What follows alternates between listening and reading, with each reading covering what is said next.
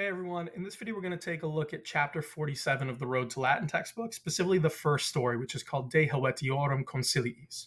Now, if you're looking for more resources on this, like I always tell you, feel free to check out my website. You can find the story there with different tools to help you understand it, like an English translation, highlighting the cases, grammar notes, vocab, whatever it might be. There's a bunch of stuff that'll kind of help you out. So if you're looking to get beyond sort of just the normal textbook, this is my version that you can use to get a little more extra help.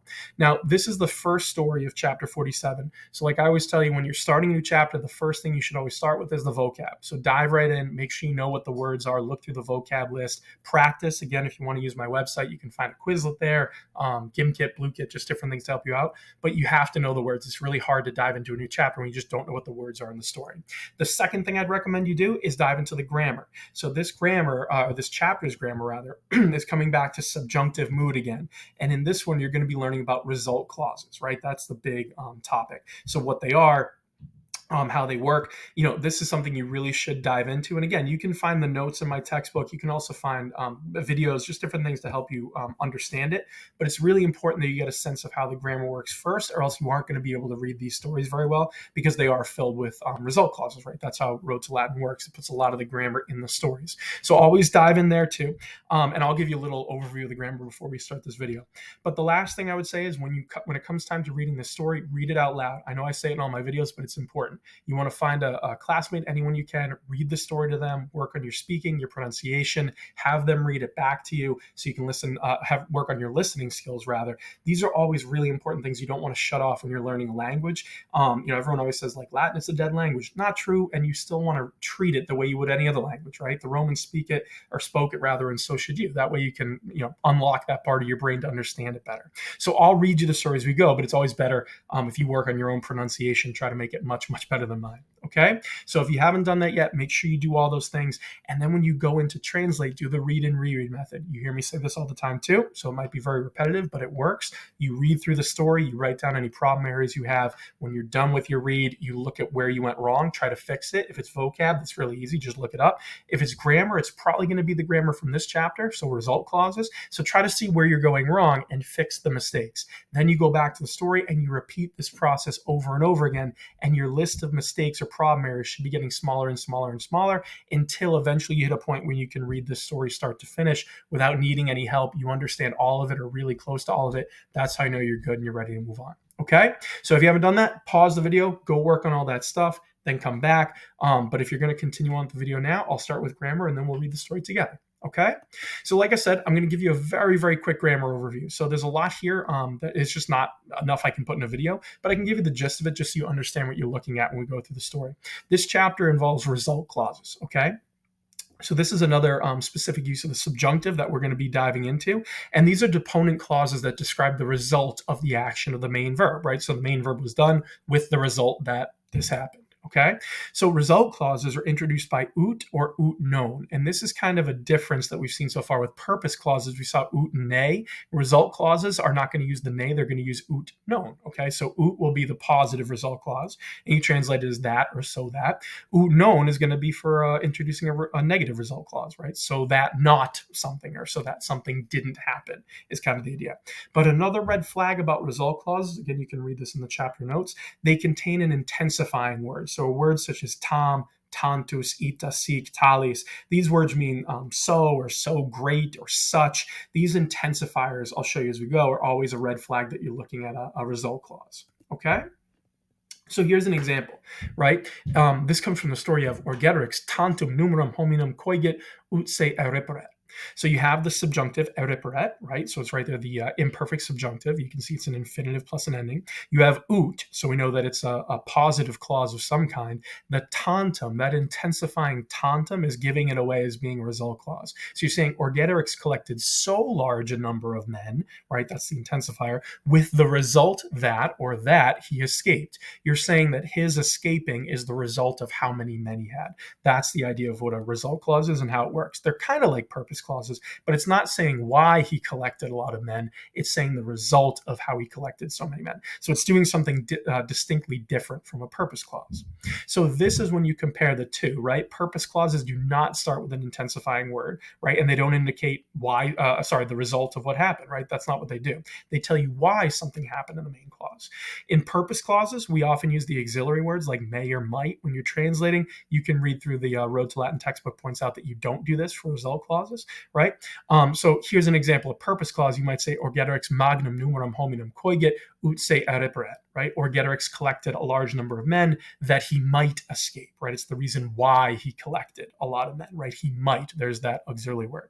Now you can have basically the same phrase, but add tantum, and you're making a result clause. So you have Orgeterix tantum numerum hominum coigit ut se eriperet. Now you're saying Orgeterix collected so large a number of men that he escaped. It's not that he might escape, it's that he escaped. We're saying this is the result, him escaping, of collecting so many men. So again, when you kind of look at these, and again, these come right out of the textbook, the notes, you'll start to get a sense of what result clauses are, how they look. And again, the best way to do this is through practice, but I'll point them out as we go.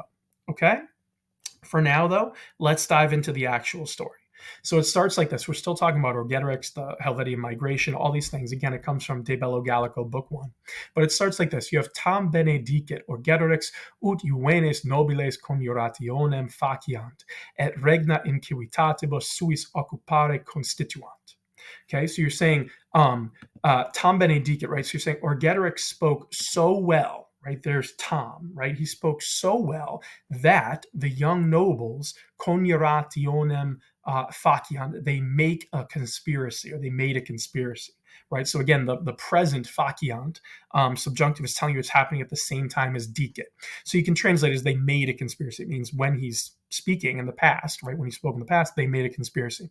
This is a result clause. It's saying the result of him speaking so well, tam bene, is that they went off and made a conspiracy. It's not saying why he spoke well. It's telling you the result of him speaking well. That's a result clause. Okay? So Orgeterix spoke so well that the young nobles made a conspiracy, and they decided, constituant, right? They decided to occupare, to seize regna, royal power, right? Rule in civitatibus suis, in their own states. Okay, so this conspiracy of young nobles, they're going to take over their different states. Okay, then you have inter se fidem et usurandum dant. So among themselves, inter se, right, between themselves or among themselves, they give an oath, a usurandum, right, an oath, and fidem, faith. So they give faith and an oath, right? So they're saying like a pact, right? We're going to do this. We're giving our oath. The conspiracy is set now.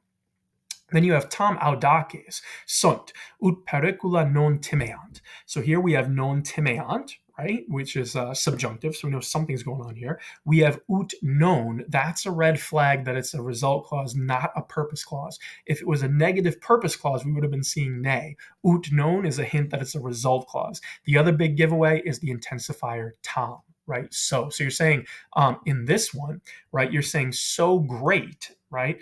Not so great, so bold, rather, right? So tam audaces, so bold are they, right? You could say they are so bold, with the result that non timeant pericule, they do not fear dangers. Not fearing dangers is the result of how bold they are, right? They're such a bold group, they're not afraid of anything. Then you have etiam sperant, se totius Galliae imperio potiri posse. Okay, so also they hope, right? So sperant, they also hope that, right, this indirect statement, that they are able to gain possession of, or to possess, posse potiri, right? So they're able, the say is really acting as the subject of the indirect statement, that they are able to gain possession of, command, or gain possession of the command, you might say imperio, command of totius Galliae, of all Gaul. So they're hoping that not only will they be able to take over their own states, but they will take over all of Gaul. Okay? Then you have tanta est orgetorigis cupiditas regni ut patrium tradere velit. Okay, so here again, tanta is kind of the hint that something's going on here, right? So it's saying so great is the desire, right? Tanta est cupiditas orgetorigis. So great is the desire of Orgeterix for rule, regni, that he wishes velit to betray his country. right, that he wishes to betray his country, that's the result, right? The result of his desire for ruling is that he's going to hand over his country, right? With it tradere patria, right? So he's going to give up his own country. Then we go to the next part, the next paragraph. You have eares Paulo post Helvetiis enuntiata est. Helvetii orgetorigem hostem esse senserunt et ita incitati sunt ut eum ex vinculis causam dicere cogerent. Orgetorix amicorum magnum numerum habebat et eius audacia erat tanta ut ad judicium omnem suam familiam ad hominum milia decem undique convocare. Per eos se repre posse speravit. Okay, so here comes sort of a critical moment in the story.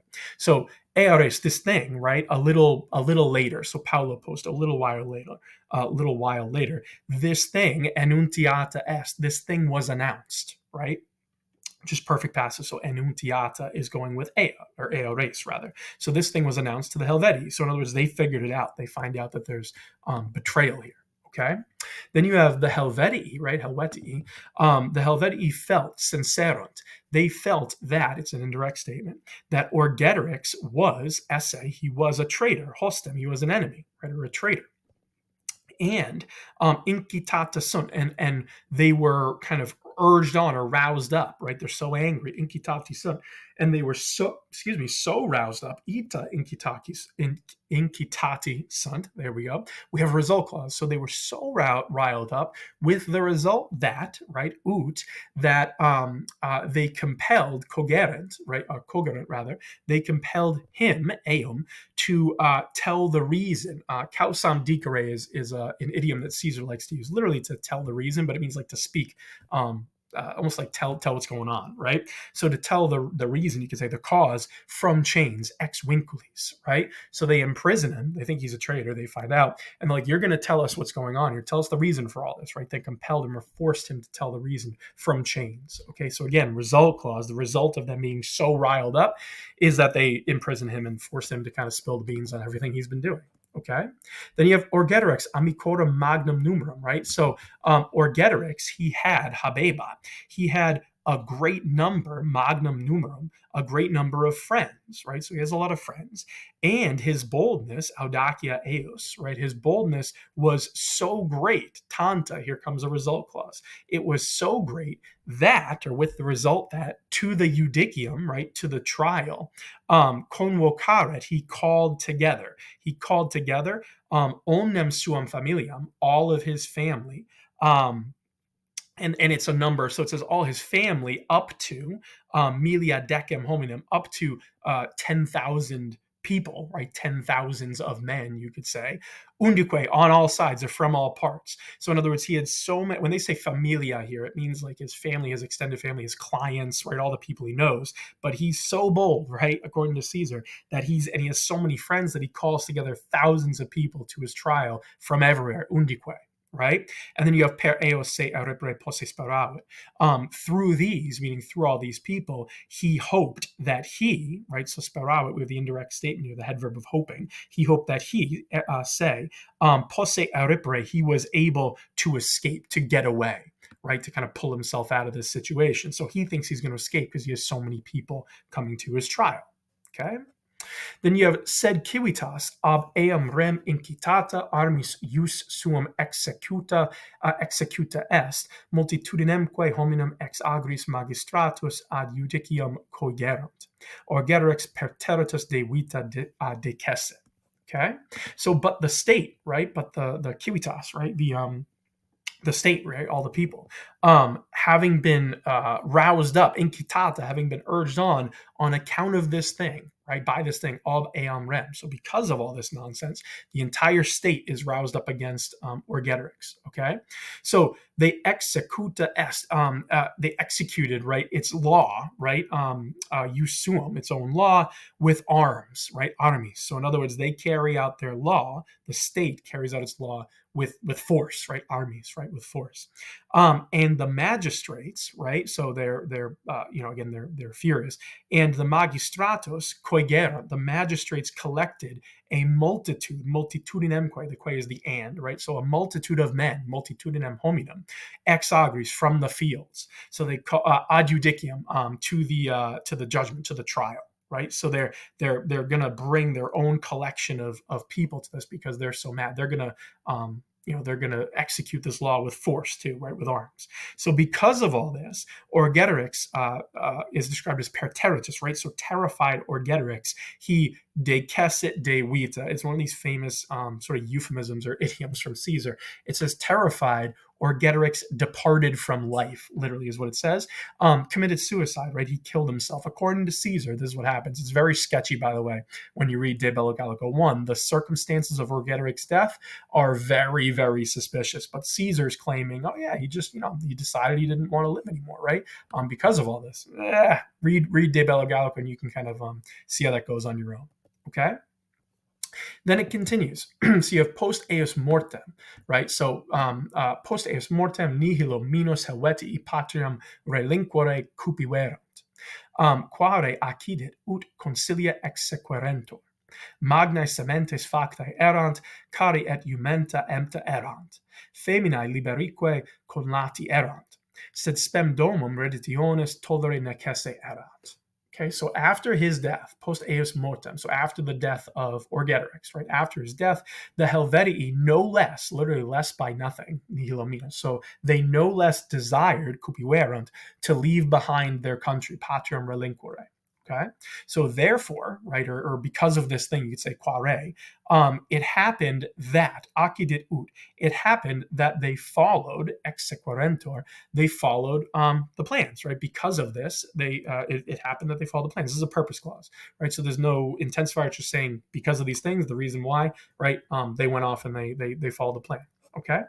Then you have magnae sementes factae erant. So they made, great sowings, you could say. Magnae sementes, meaning sowing the fields, right? Throwing crops. Great sowings had been made. Factae erant is pluperfect passive. Wagons and pack animals, so cari et jumenta, the wagons and the pack animals had been bought, empta erant.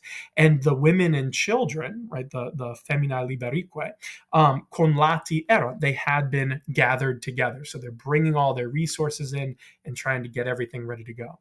Then you have said spem domum reditionis tolere necesse erat. But it was necessary, right, necesse erat, it was necessary to remove, tolere, any hope, spem, right, the hope of a return home, reditionis domum. So spem reditionis is the hope of a return.